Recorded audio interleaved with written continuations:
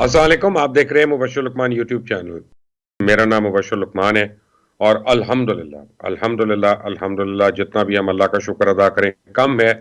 ایک بہت بڑا بحران ٹل گیا اور مذاکرات سے حکومت اور تحریک لبیک کے درمیان جو ہے معاملات طے پا گئے۔ ملک دشمن عناصر جو ہیں ان کو بڑی تکلیف ہوئی ہوگی کہ پاکستان کے اندر جو ہے افہام و تفہیم سے کیسے معاملات سیٹل ہو گئے، لیکن اللہ کا بڑا کرم ہے، جب اللہ اپنا کرم کرتا ہے تو پھر سب کو عقل بھی دیتا ہے اور ملک ایک بڑے انتشار سے بھی بچ گیا۔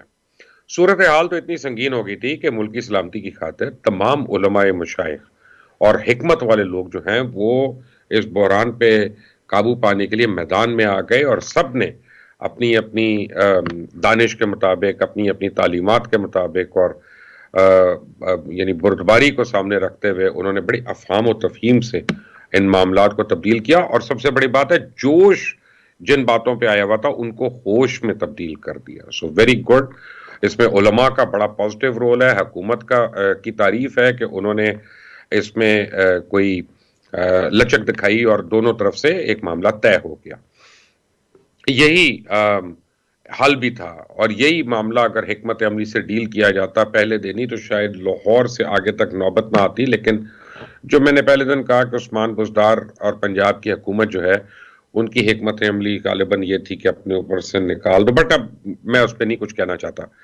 ریاست ایک طاقتور چیز ہوتی ہے اور ہونی بھی چاہیے، اور اس میں بھی کوئی شک نہیں ہے، اور یہ طاقت ریاست کے دشمنوں کے لیے استعمال ہونی چاہیے، اور اس میں بھی کوئی دو رائے نہیں ہے۔ اب قانون ہاتھ میں لینے والوں کے خلاف اگر قانون حرکت میں نہ آئے تو پھر دشمن فائدہ اٹھانے کی کوشش کرتا ہے، تو ریٹ آف دا گورنمنٹ کو بھی امپلیمنٹ ہونا ہوتا ہے۔ حکومتی وزراء اور تحریک لبیک کے قائدین کے درمیان راولپنڈی میں متعدد مذاکرات ہوئے، میں آپ کو بتاؤں لمبے طویل مذاکرات ہوئے، اور آخر میں جو حکومتی ٹیم تھی بڑی خاص وجہ ان تین ناموں کی، اس میں وزیر خارجہ شاہ محمود قریشی، اسپیکر قومی اسمبلی جناب اسد کیسر شریک تھے، اور مفتی منیب الرحمان صاحب جو مفتی اعظم ہیں اہل سنت والجماعت کے اس پورے طبقے کے پاکستان میں، انہوں نے حکومت کو گارنٹی دی ہے کہ آئندہ انشاءاللہ یہ جماعت جو ہے کسی بھی قسم کے تشدد کا راستہ اختیار نہیں کرے گی۔ اب جبکہ خواجہ سعد رفیق جو ہیں پی ایم ایل این کے جو لیڈر، انہوں نے کہا کہ حکومت غداری کا سرٹیفکیٹ ہاتھ میں لے کر پھرے گی تو ملک کو نقصان پہنچے گا، جو گڑھا انہوں نے ہمارے لیے کھودا وہ خود اس میں گر گئے۔ غالباً وہ اس وقت کہہ رہے ہیں کہ جب پہلے ایک دفعہ اسی جماعت نے ایک دھرنا بھی دیا تھا، سب کچھ کیا تھا، تو پی ٹی آئی کے بہت سے لوگ تھے، انہوں نے اس کے حق میں جا کے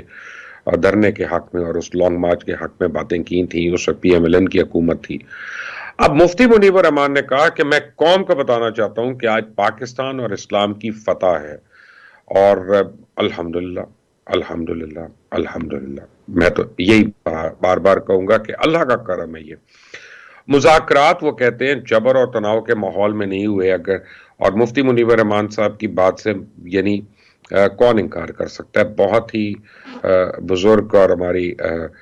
بڑی مذہبی ہستی ہیں، بلکہ میں نے کہا کہ مفتی اعظم ہیں اپنے فرقے کے۔ بہرحال جذباتیت پہ معقولیت جو ہے وہ غالب آ گئی، حکومت اور تحریک لبیک کے درمیان اتفاق رائے سے معاہدہ ہو گیا۔ آنے والے دنوں میں انشاءاللہ اس معاہدے کے مثبت نتائج بھی سامنے آئیں گے۔ کسی ناخوشگوار صورتحال پیش آنے سے پہلے معاہدہ ہونا ایک انتہائی خوش آئند بات ہے۔ جبکہ پریس کانفرنس جو کی گئی اس میں معاہدے کے نکات نہیں بتائے گئے اور کہا گیا کہ معاہدہ مناسب وقت پر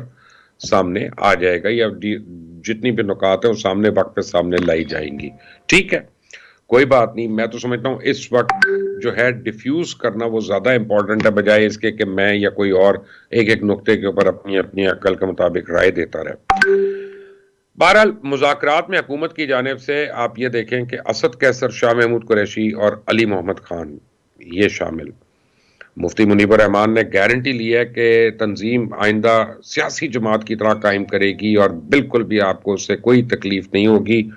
معاہدے کے نکات کیا ہیں یہ مفتی صاحب نے بھی بتانے سے گریز کیا، لیکن ذرائع کے مطابق چند چیزوں پہ جو بات ہوئی اس میں غالباً ایک جو ہے وہ کارکنان کی فوری طور پہ رہائی ہے، اور سفیر کا جو مسئلہ ہے اس کو پارلیمنٹ کے ذریعے حل کیا جائے گا، اور اسی لیے شاید علی محمد خان کو بھی شامل کیا گیا ان مذاکرات میں، کیونکہ وہ پارلیمانی امور کے وزیر ہیں، اور اسد کیسر صاحب جو ہیں وہ اسپیکر قومی اسمبلی ہیں، اور یہ مسئلہ اسمبلی میں ہی حل ہو سکتا ہے۔ شاہ محمود قریشی جو ہے ایک بہت بڑی گدی کے روح رواں ہیں، اور ان کا اس پورے طبقے میں بڑا ایک عزت اور احترام سے ان کو دیکھا جاتا ہے، ان کا نام لیا جاتا ہے، تو ان کا آنا بھی اس میں بڑی خوشائن بات ہے۔ اب شیخ رشید اور وزیر مذہبی امور جناب نور الحق قادری پر تحریک لبیک نے اعتبار کرنے سے انکار کر دیا، اس لیے ان لوگوں کو اس میں شامل نہیں کیا گیا۔ کل جب پرائم منسٹر سے میٹنگ ہو رہی تھی تو اس میں تحریک لبیک کی جانب سے یا علماء کرام کی جانب سے، ایکچولی وہ تحریک لبیک کے تو نہیں تھے، میں آپ کو بتاؤں کہ علماء کرام کے جو لوگ تھے انہوں نے فوری طور پہ اعتراض کیا اور کہا کہ فواد چودھری اور جناب طاہر اشرفی صاحب کے ہوتے ہوئے ہم مذاکرات نہیں کریں گے۔ تو پھر وزیر اعظم کے ایما پہ فواد چودھری اور طاہر اشرفی کو اس نشست سے باہر کر دیا گیا۔ جن کارکنان پہ اور رہنماؤں پہ سنگین مقدمات ہیں ان کو عدالت سے ریلیف لینا پڑے گا، which is a fair thing، اس میں کوئی غلط بات نہیں لگتی۔ حکومت شاید اب روڑے ناٹ کھائے اور 3 نومبر بروز بدھ جناب مولانا سعد رضوی صاحب کی نظر بندی کا کیس جو ہے لاہور ہائی کورٹ میں لگا ہوا ہے، تو ہو سکتا ہے اب 3 نومبر سے پہلے ہی ان کو کوئی اچھی خبر مل جائے۔ تیسری بڑی چیز جو اس میں ڈسکس ہوئی کہ کالعدم ٹی ایل پی کی بحالی کی پیشن گوئی جو ہے مفتی منیب الرحمان کر چکے ہیں۔ انہوں نے کہا کہ کالعدم ٹی ایل پی کو جلد آئین و قانون کے دائرے میں فعال سیاسی جماعت کے طور پہ دیکھیں گے، جبکہ 4 شیڈول کا معاملہ حکومت پہلے سے ہی ماننے کے لیے تیار تھی۔ یہ میں آپ کو بتاؤں کہ 4 شیڈول جو ہے نا، یہ آج سے نہیں ہے، یہ بہت پرانا ہے، اور اس کو مختلف حکومتوں نے مختلف علماء کرام کے اوپر، مکاتب فکر کے اوپر ایک عجیب تلوار کی طرح لٹکا کے رکھا، اور 4 شیڈول جو ہے اس میں بڑے جید اور اچھے عالم دین جو ہیں، علماء کرام جو ہیں، ہمارے اکابرین میں سے بھی وہ لوگ تھے، ان لوگوں کے نام بھی اس میں رہے۔ ایسے ایسے لوگ بھی 4 شیڈول میں جو بچارے جسمانی طور پہ یعنی چلنے پھرنے سے قاصر تھے یا نابینا تھے، وہ بھی 4 شیڈول میں ڈال دیے گئے۔ تو 4 شیڈول کو تو آبویسلی ریوزٹ ہونا چاہیے۔ بہرحال بی بی سی نے الگ رپورٹس دی ہیں۔ بی بی سی کے مطابق مفتی منیب الرحمان کا کہنا ہے کہ اس معاہدے کے اثرات جلد سامنے آ جائیں گے، لیکن دوسری طرف دھرنے میں اسپیکر پہ اعلانات ہوئے کہ جب تک مرکزی قیادت کی طرف سے حکومت کے ساتھ ہونے والے معاہدے کی تفصیلات نہیں بتائی جاتی، دھرنا ختم کرنے کا حکم نہیں جاری ہوتا، اس وقت تک لانگ مارچ ختم نہیں ہوگی۔ میرا خیال ہے کہ یہ اب سطحی بات ہے اور اس کی کوئی اہمیت نہیں رہے گی۔ جب علماء کرام جب وہ سامنے آ گئے اور انہوں نے یہ بات کر لی اور انہوں نے گارنٹی بھی دے دی، تو پھر اب دھرنے کے شرکاء کو اب اس کو بڑے پرامن طریقے سے اس کو ختم کرنے اور اختتام کرنے کی طرف جانا چاہیے۔ اور معاہدے کی تفصیلات کیوں نہیں دی گئیں، بی بی سی نے یہ تنقید کی، نہ کوئی سوال لیا گیا پریس کانفرنس میں، یہ بھی انہوں نے تنقید کی۔ حکومت ایسا کیا چھپا رہی ہے، ایسا کیا ہے جو معاہدہ منظر عام پہ نہیں لایا جا رہا ہے، اس سے کس کے لیے پرابلم ہو سکتی ہے، وہ کون سی بات ہے کہ جو لوگوں کو نہ پتہ چلے۔ تو میرا خیال ہے کہ اس میں کوئی غلط بات نہیں ہے۔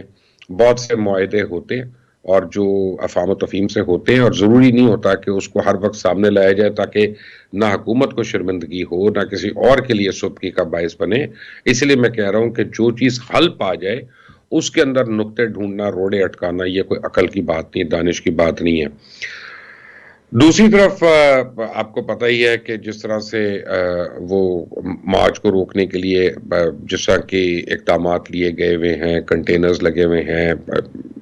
یعنی لا انفورسمنٹ بھی ہے، اور یہ وزیر آباد کے آگے کئی جگہوں سے جی ٹی روڈ جو ہے شاید وہ بلاکڈ ہے، اور گجرات، کھاریاں، سرائے عالمگیر اور جہلم جو ہیں وہاں کے مکین جو ہیں ان کو پریشانی کا سامنا ہے، لیکن انشاءاللہ مجھے امید ہے کہ کل تک یہ ساری پریشانیاں ختم ہو جائیں گی۔ تعلیمی ادارے اور وہاں پہ مارکیٹس اور بازار جو ہیں وہ بھی کھلنا شروع ہو جائیں گے، اس میں بھی کوئی دو رائے نہیں ہے۔ دیکھیں کوئی ڈیفرنس آف اوپینین تو کسی بھی چیز میں ہو سکتا ہے، گھر کے اندر بھی ہو سکتا ہے، گھر کے افراد کے اندر بھی ہو سکتا ہے، لیکن جب آپ بیٹھ کر اس کو حل کرتے ہیں، ایسا حل جو ہر ایک کو قابل قبول ہو، تو میرے خیال میں اس کی تعریف بھی کرنی چاہیے، اس کی داد بھی دینی چاہیے۔ کاش یہ پہلے ہو جاتا، لیکن چلے دیر آئے درست آئے۔ اب کم از کم کل صبح جب سارے اٹھیں گے پیر کے دن اور ایک نئی صبح کا آغاز جب ہوگا، تو انشاءاللہ یہ ملک جو ہے اس طرح کے اندرونی انتشار اور بحران سے باہر نکل آئے گا، اور پھر ہم اور بہتر چیزوں کے اوپر کانسنٹریٹ کر سکتے ہیں. امید ہے کہ اب دونوں سائیڈوں سے اپنی اپنی کی ہوئی وعدوں کی پاسداری ہوگی تاکہ عوام جو ہے وہ مزید جو ہے کسی تکلیف کا شکار نہ ہو. اس چینل کو سبسکرائب کرنا مت بھولیے گا, اس کو بیل آئیکن کو پریس کریے گا. انٹل دی نیکسٹ ٹائم, اللہ حافظ.